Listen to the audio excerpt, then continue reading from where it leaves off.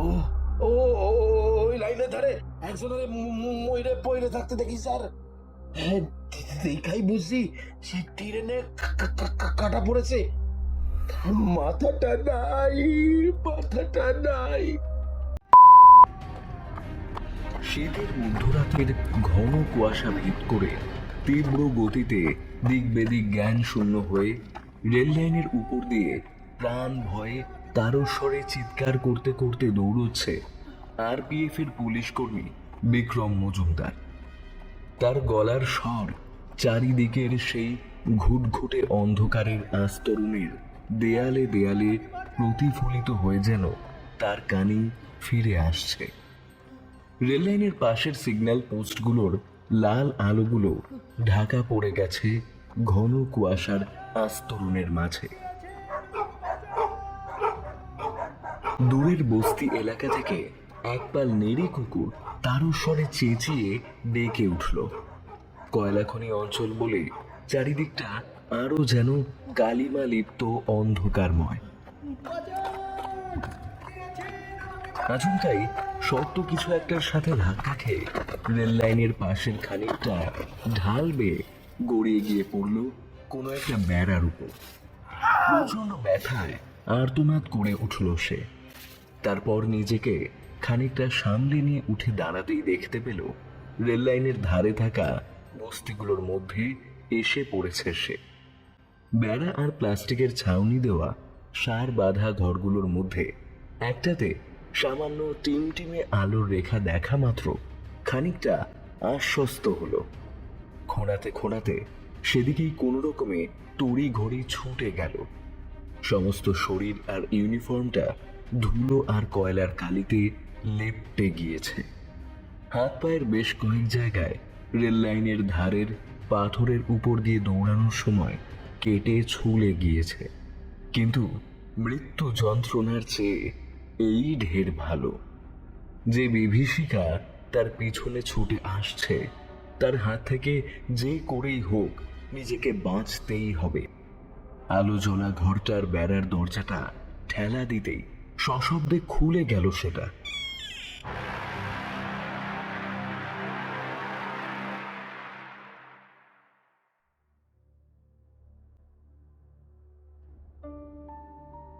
ভেতরে ঢুকতেই চোখে পড়ল খুবই ছোট একটা ঘর।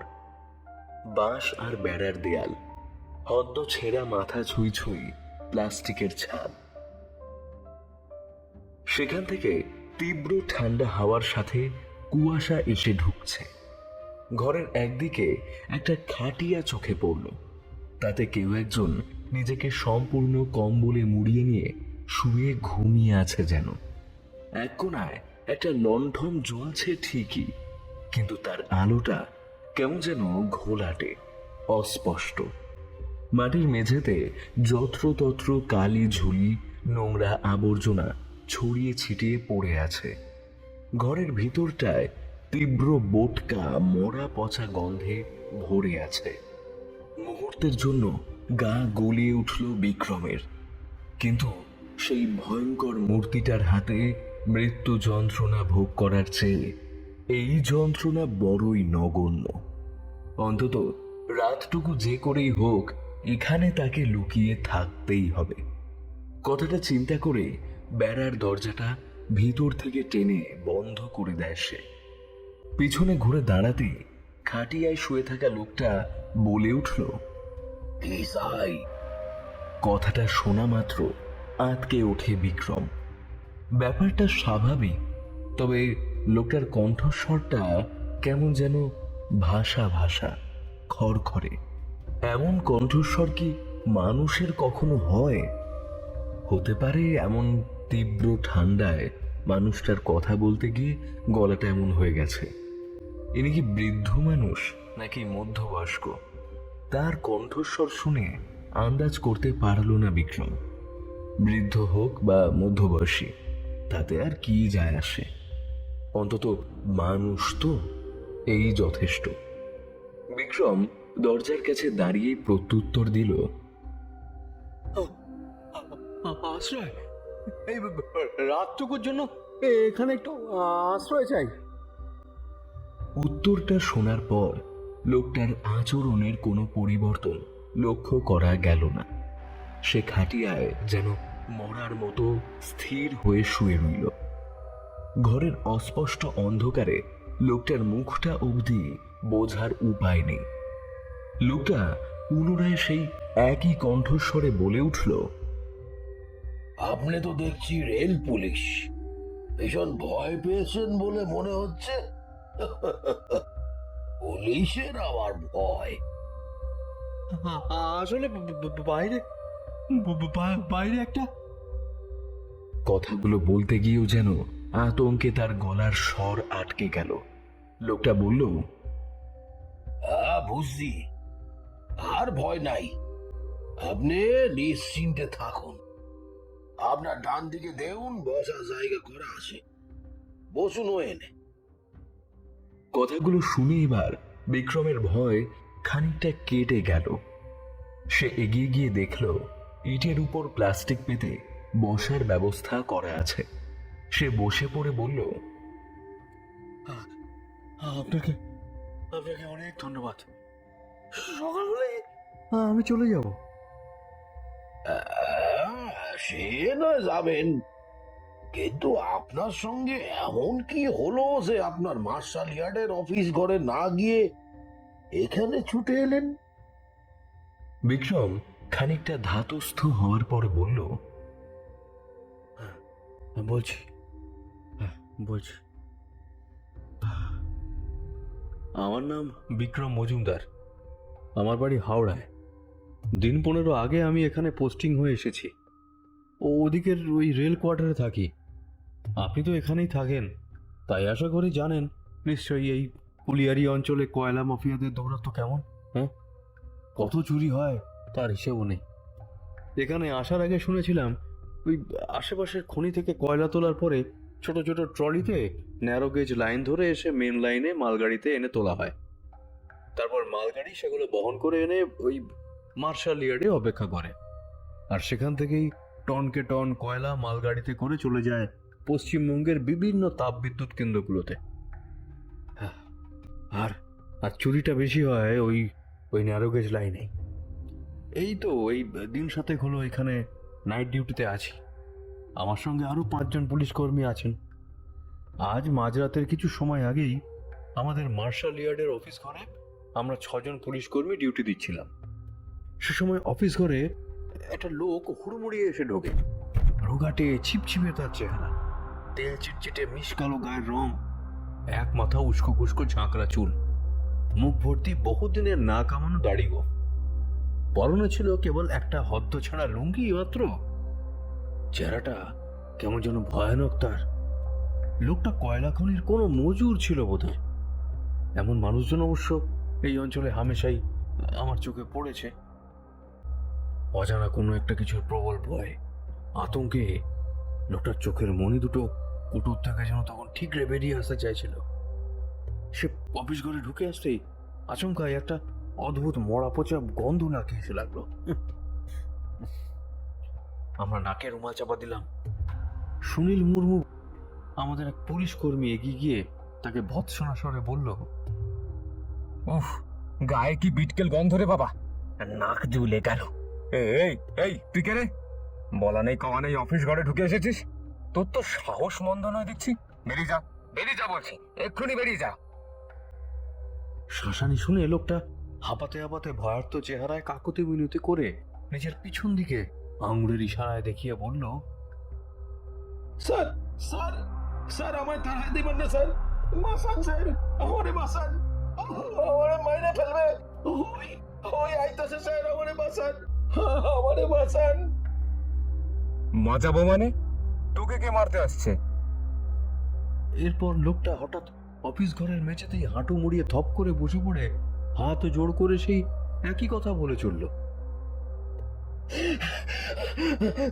মাইরবে মাইরবে স্যার, মাইরবে, ও আইছে, এক্ষুনি এখানে চলে আসবে, বাঁচান বাঁচান স্যার, বাঁচান বাঁচান বাঁচান স্যার। লোকটা মাঝে মধ্যে আঙুলের ইশারায় বারবার দরজার বাইরে কাউকে যেন নির্দেশ করতে চাইছিল। আমাদের অফিস ঘরের বাইরেটা টিনের ছাদের দিকে লোহার শিক থেকে একটা ওই নিয়ন বাতি সর্বক্ষণ জ্বলে। দিনের বেলাতেও জায়গাটা ঘুটঘুটে অন্ধকার থাকে বলে তাই কখনোই নেবানো হয় না। তার সাদা ঘোলাটে আলোয় বাইরে স্পষ্ট কাউকেই দেখতে পেলাম না জানেন। আমি তো নাকে রুমাল চাপা দিয়ে একটা জলের বোতল হাতে দিয়ে এগিয়ে গিয়ে লোকটাকে দিয়ে বললাম, নাও আগে জল খাও, তারপর বলো তো কি হয়েছে। কে তোমায় মারবে, বাইরে কে আছে? লোকটা তার কাঁপা কাঁপা হাতে জলের বোতল খুলে ঢকঢক করে বোতলের জল খেতে শুরু করলো। কিছুটা গলায় গেল তো জলের কিছু অংশ লোকটা দাঁড়িয়ে হাড় ঝিরঝিরে বুকের উপর দিয়ে পড়ে ভিজিয়ে দিল তার পরনের কাপড়।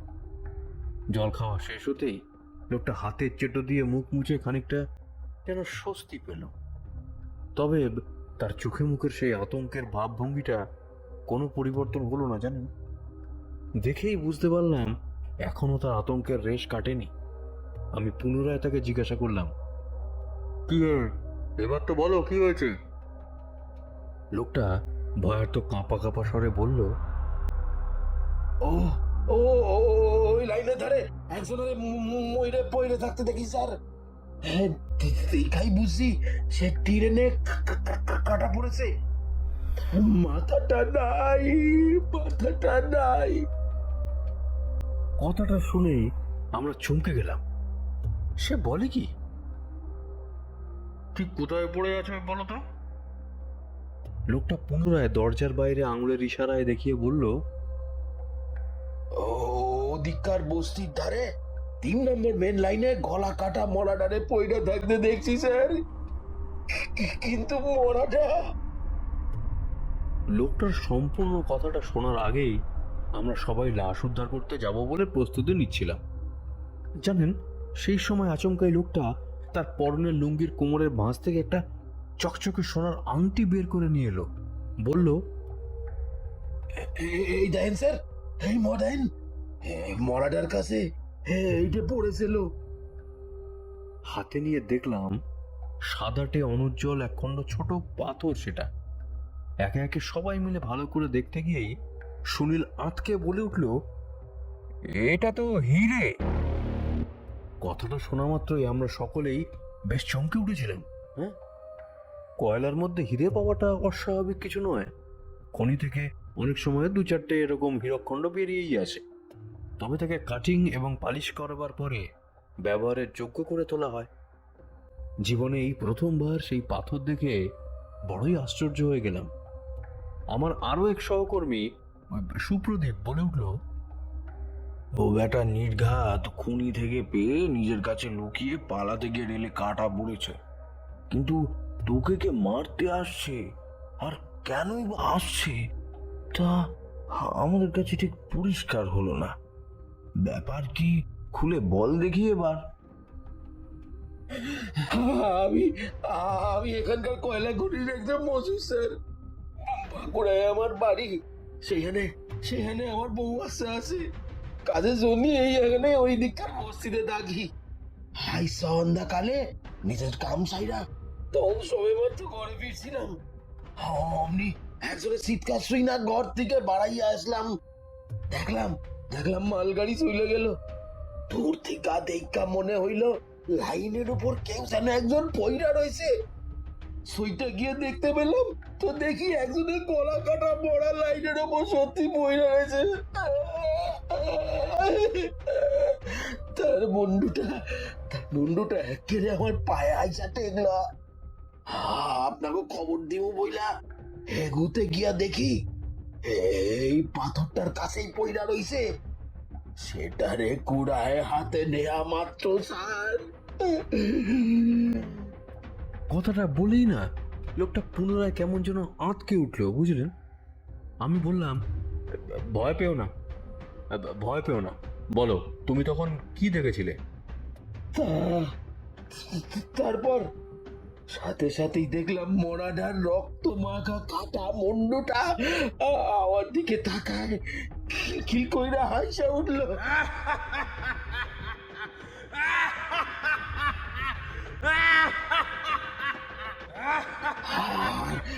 লাইনের উপর বইরা থাকা তার ধরটা হঠাৎ করে দাঁড়ায় বলল, আমি আমি আমি ভয়ের ছুটে সেখান থেকে পালায় আপনাকে কাছে ছুটে আসলাম স্যার। আমারে বাঁচান স্যার, আমারে বাঁচান। এবার আমি আর নিজেকে আটকাতে পারলাম না। লোকটার কথাগুলো শুনে আমি হেসেই ফেললাম। মরা আবার উঠে দাঁড়িয়ে পড়েছে, তা আবার তোমাকে মারতে? এটা তো বিশ্বাস হলো না ভাই। এই, তুমি মিথ্যা বলছো কেন? আমারে আমার এমনি বিশ্বাস করেন স্যার, আমি মিশা কথা কইছি না। চাইলে আপনারা বাইরে গিয়া দেখতে পারেন, সে সে এইদিকে আইতাছে, এইদিকে আইতাছে স্যার। লোকটার এমন অদ্ভুত কথা শুনে সুনীল আর সুপ্রদীপ দুজন অফিস ঘরের বাইরে চলে গেল। খানিক বাদেই ওরা ফিরে এলো। সুপ্রদীপ বলল, ব্যাটা মিথ্যে কথা বলছে, বাইরে কেউ নেই, পুরো চত্বর ফাঁকা। মরা উঠে পড়েছে, তাও মাথায় নাই বলছে। বেটা মিথ্যুক কোথাকার। ওর এত কথা শুনে কোনো লাভ নেই। চল চল বেটা, লকাপে চল। দুঘা দিলেই তখন সব সত্যি কথা স্বীকার করবি। তুই এখানে কয়লা চুরি করতে এসেছিলিস নাকি, সেটা আগে বল। এতক্ষণ এক নাগারে কথাগুলো বলে খানিক থামল বিক্রম। খাটিয়ায় শুয়ে থাকা লোকটা তার কথাগুলো শুনছে কিনা তা আদৌ সে ঠিক বুঝতে পারছে না। এখনো তার কোনো হেলদোল নেই। আচমকেই লোকটা বলল, তারপর বলুন কি হলো? হ্যাঁ হ্যাঁ, বলছি বলছি বলছি। সুনীল এগিয়ে গিয়ে লোকটার ঘাড়ে ধরে টানতে যেতেই আচমকা সে কয়েক পা পিছনে সরে এলো। ওর চোখে মুখের ভাবগতিক দেখে বুঝতে পারলাম সুনীল প্রচন্ড ভয় পেয়ে গেছে। আতঙ্ক মাখা অপলক দৃষ্টিতে লোকটার দিকে সে কেবল অদ্ভুত দৃষ্টিতে চেয়ে আছে। হঠাৎই ওর মুখ থেকে অনবরত একটা গোঁ গোঁ শব্দ বেরিয়ে আসতে লাগলো, আর তার সাথে সাথে থরথর করে উঠলো তার শরীর। ব্যাপারটা দেখে আমরা বেশ হতবাক হয়ে গেলাম জানেন। আমরা বাকিরা তড়িঘড়ি ওর দিকে ছুটে গেলাম, ওর চোখে মুখে জল ছিটিয়ে দিলাম, কিন্তু ও আর স্বাভাবিক হলো না। সুপ্রদীপ বলল, আচমকাই ওর কি হলো বলতো? ওর অবস্থা দেখে তো আমার ঠিক ভালো লাগছে না রে, কি করা যায় এখন? সুপ্রদীপ বলছি, এই সময় ওর মেডিকেল ট্রিটমেন্ট দরকার। তুই তাড়াতাড়ি হাসপাতালের ইমার্জেন্সিতে একটা ফোন করে দিত, কুইক, আমি লোকটাকে দেখছি। সুপ্রদীপ রেল হাসপাতালের ইমার্জেন্সিতে ফোন করতে ব্যস্ত হয়ে পড়ল। এদিকে আমি সেই লোকটার কাছে এগিয়ে গিয়ে বললাম, এই যে তুমি আমার প্রশ্নের ঠিক ঠিক জবাব দাও তো, বলো তুমি কে? তোমাকে ধরতেই ওর এমন অবস্থা হলো কেন? লোকটা ভ্রুক্ষেপহীন চোখে আমার দিকে তাকিয়ে থেকে বলল, সবই তো কইলাম স্যার, আর আমারে ধরতে গিয়া তার কি হইল সে কমু কেমন কইরা। এই, তুমি আবার কালো জাদু টাদু করো নাকি? শুনেছি এখানকার অনেকেই এমন ধরনের কিছু করতে পারে, সত্যি কথা বলো। কি যে কন স্যার, ওইসব কালো জাদু কি জিনিস তাই জানি না, আর এখানে ও জিনিস কারা করে তাও কইতে পারি নে। বেশ, এখন তাহলে তুমি লাইনে পড়ে থাকা সেই লাশটাকে আমাদের দেখাতে নিয়ে চলো, তাহলেই তোমার কথা বিশ্বাস করবো, বুঝেছো? কিন্তু ভয় নেই, তোমার সাথে এখন আমরা আছি, তাই নিশ্চিন্ত থাকতে পারো। আমার কথাটা শেষ হতেই লোকটা দিব্যি তড়িঘড়ি উঠে পড়লো, বুঝলেন। হাতের চেটো দিয়ে নিজের চোখের জল মুছে নিয়ে জড়ানো গলায় বলল,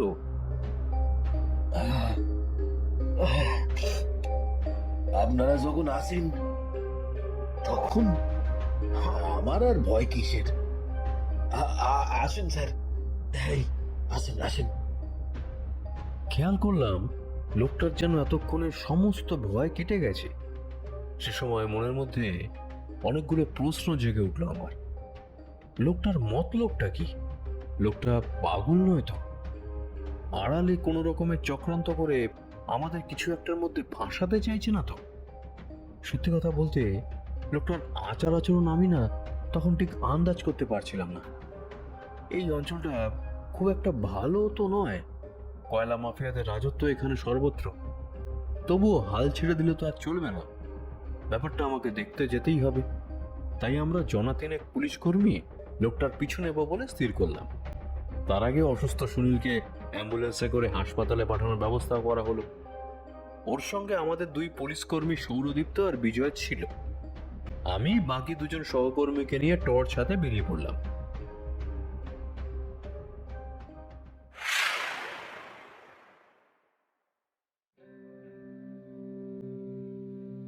দেখলাম বাইরে ঘুটঘুটে অন্ধকারে একটা পুরনো মালগাড়ির বগির সামনে লোকটা দিব্যি আমাদের অপেক্ষা করে দাঁড়িয়ে আছে। বলছি, কার্সের চত্বরে আপনি আগে কখনো গিয়েছিলেন কিনা জানি না, আর যদি গিয়ে থাকেন তাহলে জানেন নিশ্চয়ই যে সেখানে নিয়ন বাতির ব্যবস্থা থাকলেও তার উজ্জ্বলতার প্রভাব খুবই ক্ষীণ। কয়লার গোডাউন বলে দিনের বেলাতে সমস্ত কিছু যেমন কয়লার ধুলোকালিতে কালো হয়ে মিশে থাকে, তার দ্বিগুণ কালো থাকে রাতের অন্ধকারে। তাছাড়া সামনের পথঘাট থেকে আশেপাশের অফিস ঘর সমস্ত কিছুই ঘন কালো কালি দিয়ে যেন একেবারে আষ্টে পৃষ্ঠে মাখানো, তার উপর বাইরে এমন কুয়াশা। আমাদের আসতে দেখে লোকটাও মেন লাইন ধরে সামনে সামনে চলেছে। আমরা তিনজন তার পিছনে টর্চের আলো ফেলে চলেছি। চলতে চলতে মাঝে মধ্যে লোকটা যেন অন্ধকারে মিশে যাচ্ছিল। তার গায়ের গড়ন এমনই যে সে আমাদের থেকে হাত দশেক দূরে থাকলেও তাকে যেন দেখতেই পারছিলাম না। অদ্ভুত ব্যাপার হলো, আমাদের টর্চের আলোটা যেন লোকটাকে ভেদ করে সামনে থাকা রেল লাইনে গিয়ে পড়ছিল। বুঝলেন, সেই দৃশ্য লক্ষ্য করে ইতিমধ্যেই আমার বাকি সঙ্গী সাথীদের বুঝতে আর অসুবিধা হয়নি যে আমরা কার পিছনে চলেছি। টের পেলাম ওদের চলার গতিও ধীরে ধীরে ক্ষীণ হয়ে এসেছে। আমার এক সঙ্গী উৎপল পিছন থেকে আমার হাত টেনে ফিসফিস করে বলল, লক্ষণ ভালো নয়, ফিরে চলো, ওটা কোনো মানুষ নয়। আমি ওকে আশ্বাস দিয়ে একই স্বরে বললাম, বুঝতে পারছি, তবুও দেখি না কি হয়। লোকটা কি দেখাতে চায় বা করতে চায় সেটা তো জানা প্রয়োজন নাকি? আমাদের সঙ্গে আগ্নেয়াস্ত্র আছে যখন, তখন আর ভয় কিসের? আত্মাকে কি আগ্নেয়াস্ত্র দিয়ে মারা যায়? বলছি এক্ষুনি ফিরে চলো, তুমি নতুন এসেছো তাই ব্যাপারটা ঠিক বুঝতে পারছো না। আর এগিয়েও না, ফিরে চলো, ফিরে চলো। কিন্তু আমিও আপনার মতো ওই কথাটাই তাকে জবাব দিলাম, পুলিশের আবার ভয় কিসের? আর এক প্রকার সেই কথার ক্ষমতায় ভর করেই লোকটার পিছনে আমি হেঁটে চলেছিলাম। একটা সময় লোকটা যে কোথায় হারিয়ে গেল তা আর দেখতে পেলাম না। পিছনে ফিরে চেয়ে দেখলাম আমার সঙ্গী সাথীরাও কেউ কোথাও নেই, তারাও অদৃশ্য হয়ে গেছে। আমায় ফেলে কখন যে তারা পালিয়ে গিয়েছিল তা আমি টেরও পাইনি। আমি কেবল একলা সেই ঘুটঘুটে অন্ধকারের মধ্যে দু লাইনের মাঝ বরাবর এসে তখন দাঁড়িয়েছিলাম। সেই সময় বেশ ভয় পেয়ে গেলাম আমি। আমার মনের সমস্ত সাহস এক লহমায় উবে গেল জানেন। তবে তখনও আমি হাল ছেড়ে দেবার পাত্রটি আমি নই। কাঁপা কাঁপা হাতে আমার 4 ব্যাটারির টর্চের আলো ফেলে এদিক ওদিক খানিকক্ষণ দেখে নিলাম। লাইনের ধারে পরপর দাঁড়িয়ে থাকা সিগন্যাল পোস্টগুলোর লাল আলো ছাড়া ঘন কুয়াশায় আর তেমন কিছুই স্পষ্ট বুঝতে পারছিলাম না। তবে দূরে আশেপাশে রেল কলোনির দু একটা বাড়ির সামনে আলো মাঝে মধ্যে অবশ্য চোখে পড়ছিল। তাতেই সামান্য সাহস আমার ফিরে এসেছিল। মনে মনে ভাবলাম আরো একটুখানি সামনে গিয়ে দেখবো কিনা, কারণ আন্দাজ মাইল খানেক হেঁটে আসার পরেও কিন্তু লাইনের উপর কোনো লাশ আমার তখন চোখে পড়েনি। তবে লোকটার কথা অনুযায়ী আন্দাজে বুঝতে পেরেছিলাম যে লোকটা হয়তো মেন লাইনের কথা বলছিল, সেখানেই হয়তো কেউ কাটা পড়েছে।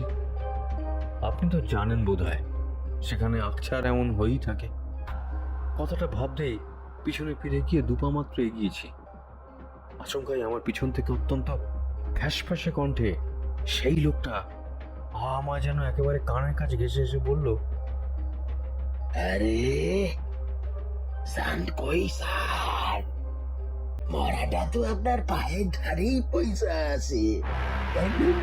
ভালো করে সাইয়া দেয়, দেন দেন দেন, এগো দেন, এগো দেখেন, ও এগো দেন, এগো দেন না স্যার, এগো দেখেন, এগো দেখেন, এগো দেখেন, দেন না স্যার, দেন।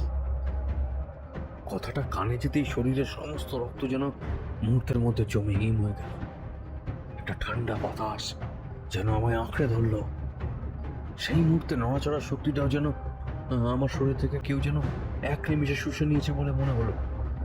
পাথরের মূর্তির মতো সেখানে দাঁড়িয়ে আমি তখন থরথর করে কাঁপছি।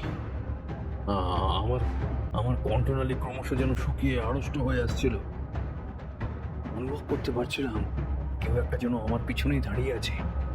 লোকটার শরীর থেকে বেরিয়ে আসা সেই মরা পচা দুর্গন্ধটা আবার আমার নাকে এসে লাগলো। মুহূর্তের জন্য শরীরটা একেবারে গুলিয়ে উঠলো। বেশ বুঝতে পারছিলাম পিছনে ফিরলেই আমি লোকটাকে নিশ্চিত দেখতে পাবো।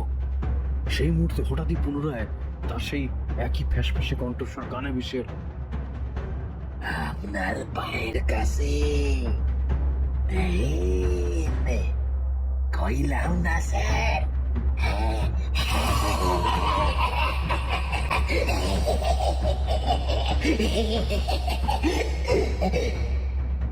তার সেই ভয়ানক হাসির শব্দে আমার বুকের ভিতর থেকে যেন হৃৎপিণ্ডটা সেই মুহূর্তে গলা থেকে বেরিয়ে আসতে উদ্যত হলো। জ্বলন্ত টর্চটা হাত ফসকে পড়ে গেল লাইনের উপর। খানিক সময় সেটা চলেছিল, তবে টর্চটা নিভে যাওয়ার আগের কয়েক মুহূর্তে আমার চোখের সামনে যে দৃশ্য দেখলাম তা ভাবলে এখনো আমার সমস্ত শরীর কেঁপে উঠছে। সে কি ভয়ঙ্কর দৃশ্য! খাটিয়ায় শুয়ে থাকা লোকটা বলল, কি দেখলেন?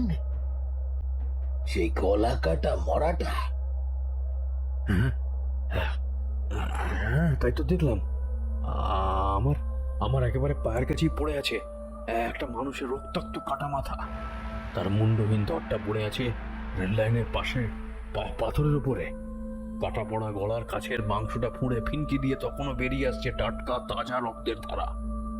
রক্তশূন্য ফ্যাকাশে মুখের চোখের কোটর থেকে মণি দুটো ঠিকরে বেরিয়ে আসছে। আমার দিকে তাকিয়ে যেন খিলখিল করে হেসে উঠল সে। কি কি ভয়ানক দৃশ্য!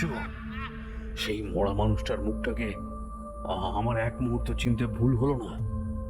কিছুক্ষণ আগেই এই মানুষটি আমাদের কারসেটের অফিস ঘরে ছুটে গিয়েছিল আমাদের কাছে, আমাদের লাশ দেখাতে ডেকে নিয়ে গিয়েছিল সেখানে।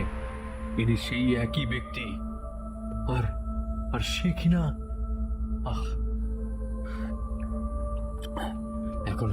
এখনো ভাবতে পারছি না। না না না, এ কি করে সম্ভব?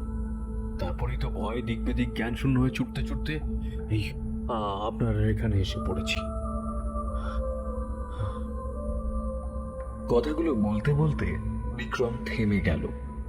হেঁট হয়ে বসে সমস্তটাকে ভুলে যাবার জন্য আপ্রাণ চেষ্টা করতে লাগলো। লোকটা বলল, আপনি কি জল খাইবেন স্যার? হ্যাঁ, তাহলে তো ভালোই হয়। মাথা তুলে দেখলো লোকটা কম্বল মুড়ি দেওয়া অবস্থায় ধীরে ধীরে উঠে বসলো। তারপর খাটিয়া থেকে নেমে খাটিয়ার পাশে রাখা একটা বালতি থেকে এক গ্লাস জল তুলে নিয়ে এগিয়ে এলো। এই নেন স্যার জল। বিক্রম হাত বাড়িয়ে দিতে গিয়েই তীব্র স্বরে আর্তনাদ করে উঠে মাটিতে পড়ে গেল। চোখ বন্ধ হওয়ার আগে সে দেখল যার ভয়ে সে পালিয়ে এসেছিল, যে ঘরে এসে সে আশ্রয় নিয়েছিল, খাটিয়ায় শুয়ে থাকা যে লোকটাকে সে তার ঘটনাটার কথাগুলো শোনাচ্ছিল, সেই একই লোক এখন তার জন্য জল নিয়ে এসেছে। অস্পষ্ট হলেও সে মুন্ডহীন দেহটা আর তার বাঁ হাতে ধরে থাকা রক্তাক্ত মাথাটাকে চিনতে এক ফোঁটাও তখন ভুল করেনি।